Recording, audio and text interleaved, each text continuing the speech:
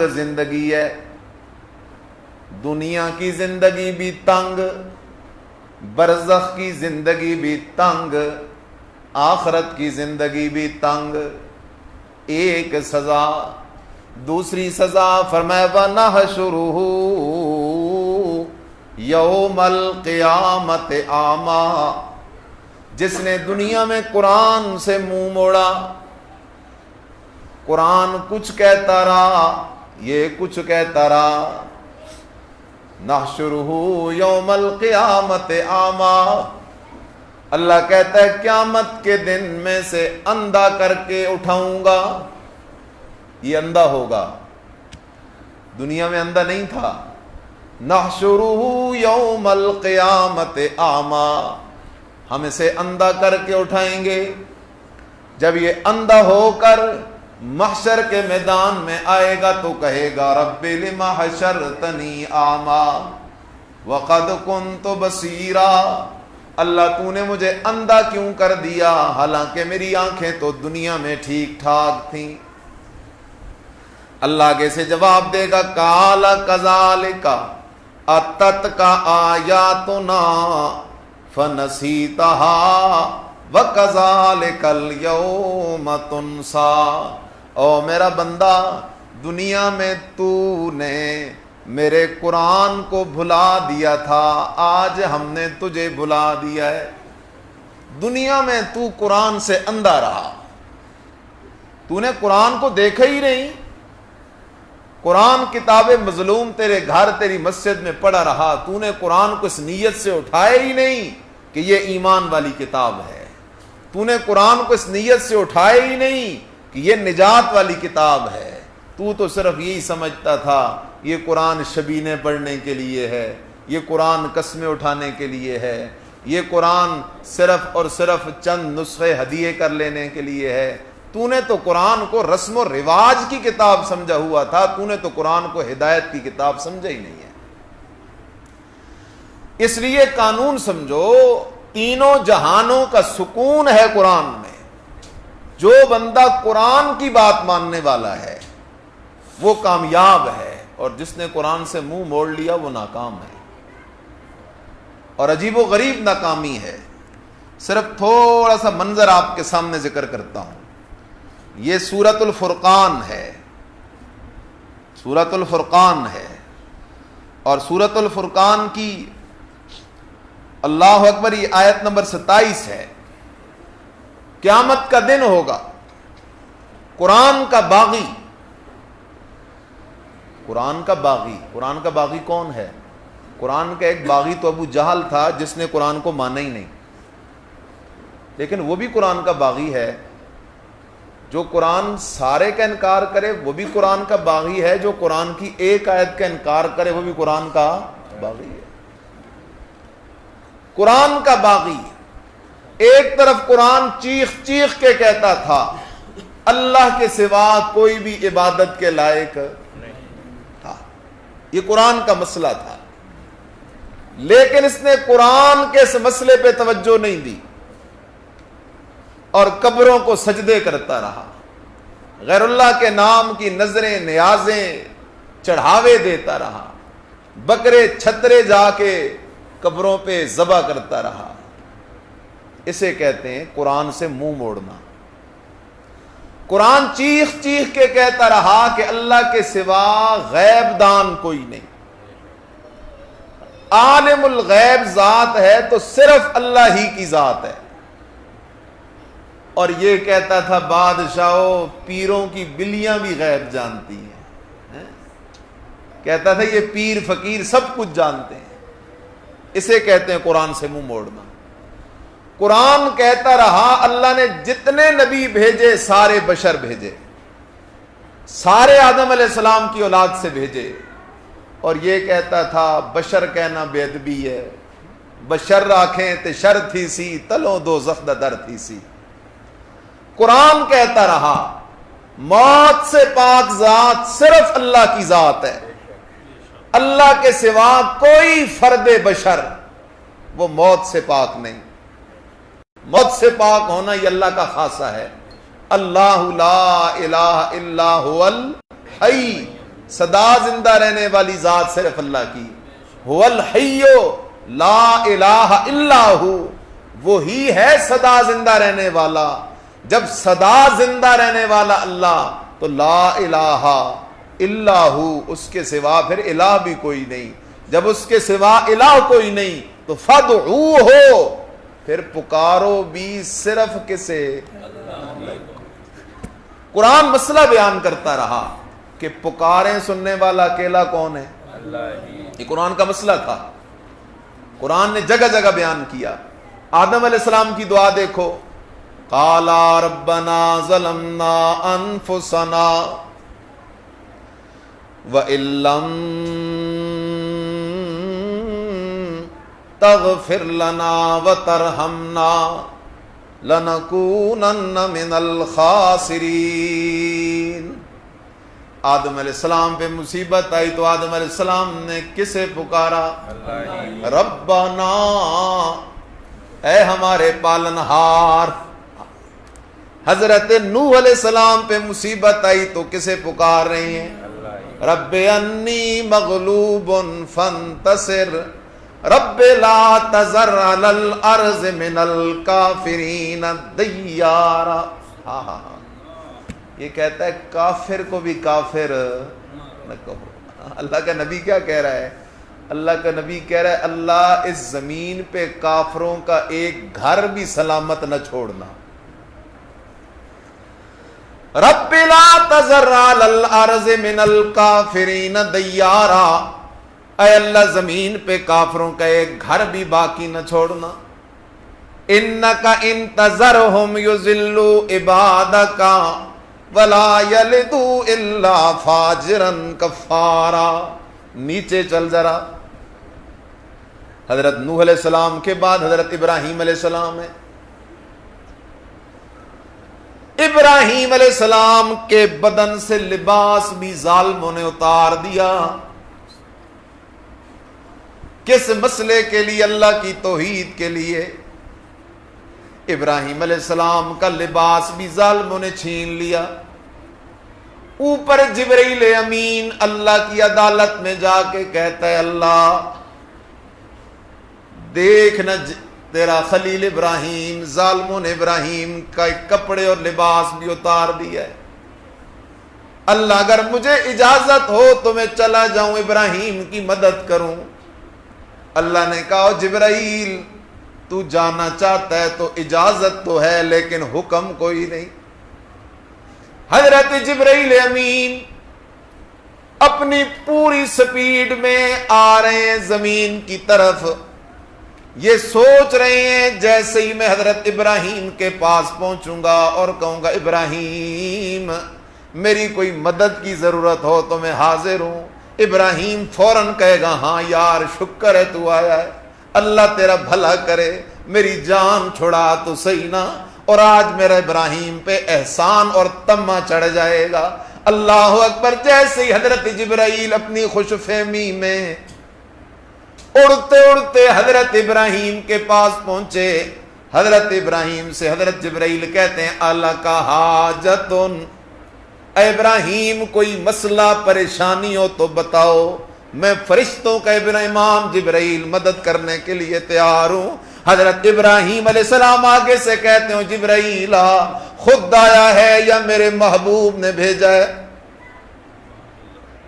हजरत जिब्राईल कहते हैं, यार ये कोई सवाल जवाब का टाइम है? हजरत इब्राहीम कहते हैं, यही तो सवाल जवाब का टाइम है, यही तो वक्त है यारी निभाने का, यारी आजमाने का। मेरे सवाल का जवाब दे, खुद आया है या मेरे महबूब ने भेजा है? जिब्राईल कहता है, इजाजत लेके तो आया हूं, लेकिन अल्लाह ने आने का हुक्म कोई नहीं दिया। हजरत इब्राहीम कहते हैं, जिब्राईल तेरा शुक्रिया, अम्मा इलैका फला हाजता, पर लौट जा, मुझे तेरी मदद की जरूरत कोई नहीं। इब्राहीम खलीलुल्लाह तो जिब्राईल अमीन की पेशकश के बावजूद भी उसकी मदद कबूल नहीं कर रहे, और ये खड़ा है बाबे की कब्र पे, हैं? ये खड़ा है बाबे की قبر پہ اور کہتا ہے بابا گھن گوڑے دی روڑی تے دے پتران دی جوڑی. اب جو بابے کی قبر پہ کھڑا ہے اس کا ہے کوئی حضرت ابراہیم سے تعلق؟ اللہ. پھر حضرت ابراہیم نے اپنے رب کو پکارا. اچھا جبریل امین کہتے ہیں اچھا ابراہیم چل مجھ سے مدد نہیں لیتا تو مجھے پیغام دے، میں اللہ کو تیرا پیغام پہنچا دوں.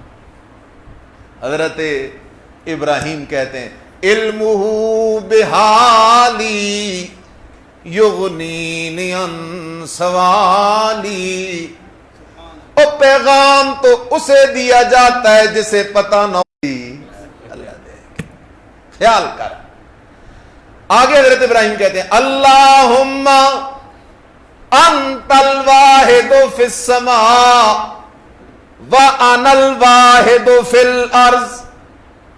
اللہ تو آسمانوں میں معبود اکیلا ہے اور میں ابراہیم زمین میں توحیدی اکیلا ہوں. اللہ میرے ساتھ کھڑا ہونے والا بھی کوئی نہیں، میرے زخموں پہ مرہم لگانے والا بھی کوئی نہیں، میرے آنسو پوچھنے والا بھی کوئی نہیں. اللہ میری خدمت کرنے والا بھی کوئی نہیں، میرے جتی اٹھانے والا بھی کوئی نہیں، مجھے ایک گھونٹ پانی کا دینے والا بھی کوئی نہیں. لیکن اللہ یہ تو دنیا کے 2 دن ہیں، اللہ یہ تو گزر جائیں گے. میں ابراہیم کا مقصد تو تجھے راضی کرنا ہے. اللہ جو تو راضی ہو جائے تو پھر میں ابراہیم کے نفع ہی نفع ہیں. تو قرآن کہتا ہے پکار کے لائق اکیلا کون ہے؟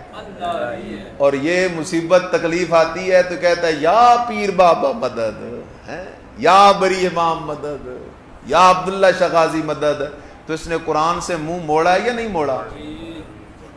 قرآن کچھ کہہ رہا ہے، یہ کچھ کہہ رہا ہے. قرآن نے مسئلہ بیان کیا. پکاریں سننے والا اکیلا کون ہے؟ جس پہ موت آ جائے. اور بولو تو صحیح، جس پہ اونچا کہو، جس پہ. اور موت سے پاک اکیلا کون ہے؟ اور موت سے ڈرنا نہیں چاہیے، صرف یہ دعا کرو کہ اللہ ایمان کی حالت میں موت دے بس. اور یہ تو دنیا مصیبتوں کا گھر ہے. ایمان کی حالت میں یہاں سے جان چھوٹ جائے نا تو سبحان اللہ. لیکن اللہ کرے ایمان کی حالت میں جان چھوٹ جائے. حدیث ایک آ گئی ہے ذہن میں، سنا دیتا ہوں، پتہ نہیں زندگی کب تک ہے. دن قیامت کا ہوگا، کچھ لوگوں کو اللہ جہنم سے نکالے گا. کہاں سے نکالے گا؟ جو گناہگار ہوں گے لیکن ہوں گے ایمان والے. جب وہ لوگ جہنم سے باہر آئیں گے نا تو وہ ایک دم اللہ سے درخواست شروع کر دیں گے، رونا گڑ گڑانا شروع کر دیں گے. کہیں گے اللہ جہنم میں اور بھی ہمارے بہت سارے بھائی پڑے ہوئے ہیں، اللہ مہربانی کر ان کو بھی جہنم سے کیا کر نکال دے. اللہ وہ ہمارے ساتھ نماز پڑھتے تھے، روزہ رکھتے تھے، حج کرتے تھے، زکوٰۃ دیتے تھے، قرآن کے درسوں میں بھی بیٹھتے تھے، اللہ ان کو بھی جہنم سے نکال. اللہ فرمائے گا اچھا ٹھیک ہے تم چلے جاؤ اور ان کو پہچان کے جہنم سے نکال کے لے آؤ. یہ لوگ جائیں گے اور جہنم سے ان کو پہچان کے نکال کے لے آئیں گے. حدیث میں آتا ہے جو ایمان والے لوگ ہوں گے آگ ان کے باقی بدن کو تو جلائے گی لیکن چہرے نہیں جلائے گی. اللہ ہمیں محفوظ فرمائے، اللہ ہمیں محفوظ فرمائے. یہ ان کو نکال کے لے آئیں گے جہنم سے. جب جہنم سے نکال کے لے آئیں گے نا، خیال کرنا اللہ پھر اعلان کرے گا جاؤ ان کو نکال کے لے آؤ جن کے دلوں میں 1 دینار کے برابر ایمان پڑا ہے. کتنا ایمان پڑا؟ 1. ان کو نکالا جائے گا. پھر اللہ کہے گا ان کو بھی نکال لو جن کے دلوں میں آدھے دینار کے برابر ایمان ہے، وہ بھی نکالے جائیں گے. پھر اللہ کہے گا ان کو بھی نکال کے لے آؤ جن کے دلوں میں رائی کے دانے کے برابر ایمان موجود ہے، ان کو بھی نکال کے لے آؤ. وہ بھی نکل جائیں گے. پھر اعلان ہوگا اب جہنم میں وہ رہ گئے ہیں جن کے دلوں میں رائی کے دانے کے برابر بھی ایمان موجود. اس لیے خیال کر، بات سمجھنے کی ضرورت ہے. موت برحق ہے، اور موت سے پاک اکیلا کون ہے؟ اور کوئی نبی بھی موت سے بچ نہ سکا، موت آ گئی نبیوں پہ، صرف ایک حضرت عیسیٰ علیہ السلام آج بھی آسمانوں میں زندہ موجود ہیں، قیامت کے قریب دنیا میں تشریف لائیں گے، پھر ان پہ بھی موت آئے گی۔ موت سے پاک صرف میرا اللہ ہے۔ موت کس بات کا نام ہے؟ موت اس بات کا نام ہے کہ بندے کے بدن سے روح نکل گئی۔ روح کے بدن سے نکلنے اور جدا ہونے کا نام کیا ہے؟ موت ہے۔ اب قرآن نے ایک مسئلہ بیان کیا، جو مارے جائے وہ سنتا نہیں۔ یہ مسئلہ کس کتاب کا ہے؟ قرآن کا ہے۔ ایک جگہ نہیں، کئی جگہ بیان کیا۔ سورہ فاطر میں جا وہاں میرے رب نے مسئلہ بیان کیا، سورہ روم میں جا وہاں بیان کیا، سورہ نمل میں جا وہاں بیان کیا، سورہ شعراء میں جا وہاں بیان کیا، سورہ مریم میں جا وہاں بیان کیا۔ جگہ جگہ اللہ نے یہ مسئلہ بیان کیا، جو مارے جائے وہ سنتا نہیں۔ پھر اللہ نے مثال دی ہے، اللہ ہمیں کوئی ایسا بندہ دکھانا جو مر گیا ہو اور مر کے دوبارہ زندہ ہوا ہو، اس سے ہم پوچھنا چاہتے ہیں کہ جو مر جائے وہ سنتا ہے یا کوئی نہیں۔ اللہ نے کہا چلو سورہ بقرہ میں حضرت عزیر علیہ السلام کا قصہ ہے۔ اللہ کے نبی حضرت عزیر علیہ السلام ہیں، 100 سال ان پر موت رہی۔ کتنے سال؟ 100 سال موت کی وادیوں میں رہے، پورے 100 سال۔ اور 100 سال موت کی وادیوں میں گزار کر جب ان کو اللہ تعالی نے اپنی قدرت کاملہ سے دوبارہ زندہ کیا، جیسے ہی دوبارہ زندہ ہوئے تو اب سوال کرنے والا اللہ، سوال کرنے والا، جواب دینے والا نبی، اور ہمیں پہنچانے والا اللہ کا قرآن، اللہ کا رسول، شک کی گنجائش کوئی نہیں۔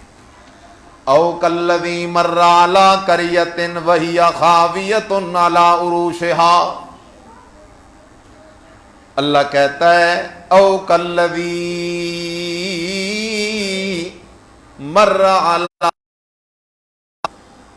وہی خاویۃ علی عروشہا، اللہ کہتا ہے میرا نبی حضرت عزیر گزر رہا تھا ایک بستی پہ، اور وہ بستی اپنے چھتوں کے بل گری ہوئی ہے۔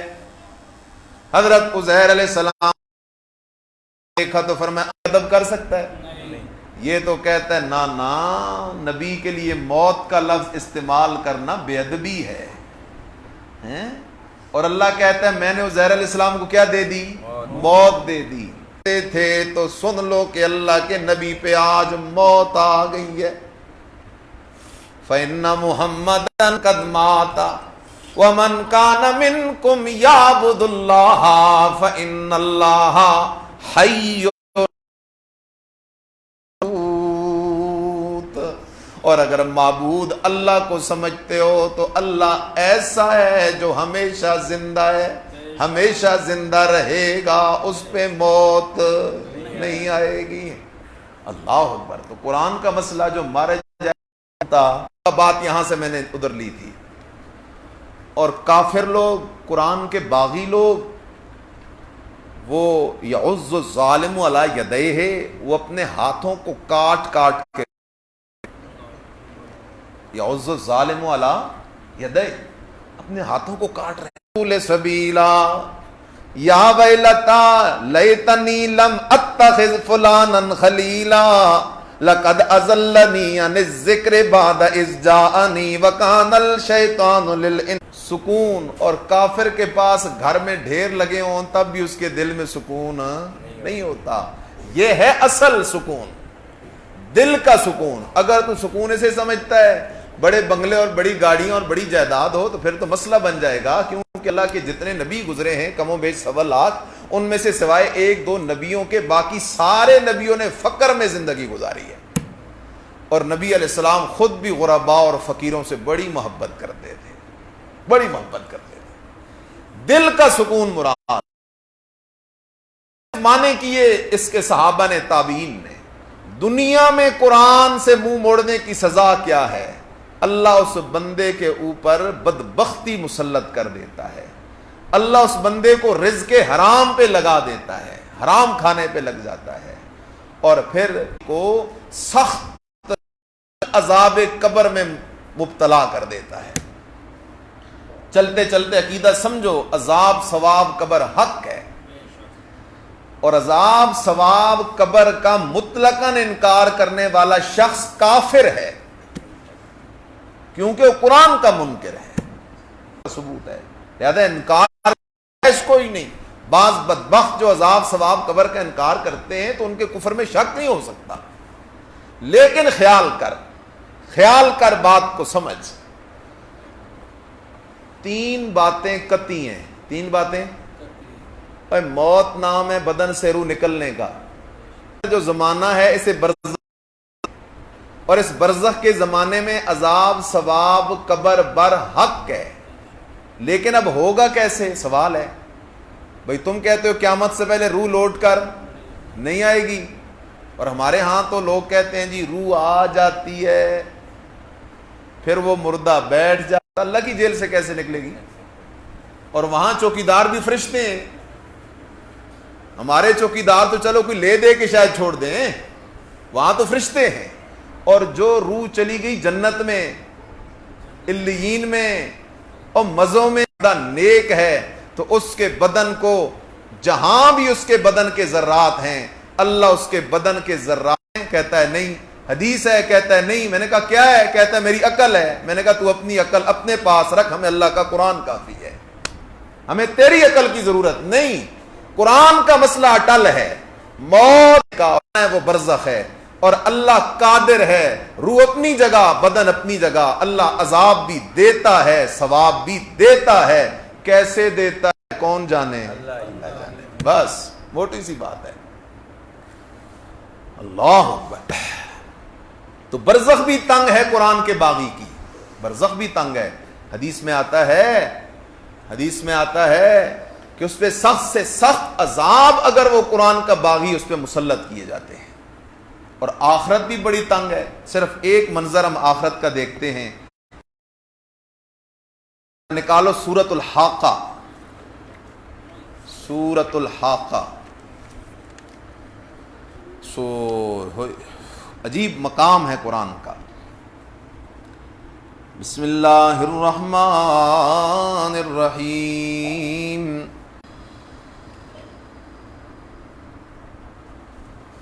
وَأَمَّا مَنْ أُوتِيَ كِتَابَهُ بِشِمَالِهِ فَيَقُولُ يَا لَيْتَنِي لَمْ أُوتَ كِتَابِيَا۔ قیامت کے دن کچھ لوگوں کو عمل نامہ دائیں، وہ کہے گا ما اغنانی مالیا، اور لوگوں آج میرے مال نے بھی مجھے کوئی فائدہ نہیں دیا، ہلاکانی سلطانیہ، میرا عہدہ کرسی اور دبدبہ بھی چلا گیا، اس نے بھی کوئی فائدہ نہیں دیا۔ اللہ پہ زنجیر ہیں، ان زنجیروں کے اندر اس کو باندھ دو، جہنم کی آگ میں جلتا رہے۔ اللہ کیوں اتنی سخت سزا دے رہا ہے؟ جواب انہو کان لا یؤمن باللہ العظیم، اس لیے یہ سزا دے رہا ہوں کہ یہ میری توحید کا منکر تھا۔ کس کا منکر تھا؟ توحید کا منکر تھا۔ ولا یحض علی طعام المسکین، اور مسکین کو کھانا کھلانے میں سستی کرتا تھا۔ اور فلیس لہ الیوم ہاہنا حمیم، آج کے دن اس کے لیے کوئی بھی خیر خواہ نہیں ہے۔ ولا طعام الا من غسلین، اللہ یہ جہنم میں پڑا کافر قرآن کا باغی کھائے گا کیا؟ اللہ اکبر۔ جہنم کے لوگوں کے زخموں سے جو پیپ نکلے گی وہ پیپ سے کھلائی جائے گی۔ ہاں، لا یأکلہ الا الخاطئون، نہیں کھائیں گے یہ گند اور یہ قسم قسم کی جھاڑیاں اور کانٹے، الا الخاطئون، مگر بڑے مجرم۔ اور بڑا مجرم کون ہے؟ جو قرآن سے منہ موڑتا ہے۔ اور قرآن سے منہ موڑنے والا کون ہے؟ جو شرک کرتا ہے۔ مشرک نے قرآن سے کیا کر لیا؟ منہ موڑ لیا ہے۔ قرآن کے مطابق جس کا عقیدہ ہو وہ کبھی مشرک ہو نہیں سکتا۔ اللہ مجھے آپ کو مرتے دم تک قرآن و سنت سے جڑے رہنے کی توفیق نصیب فرمائے۔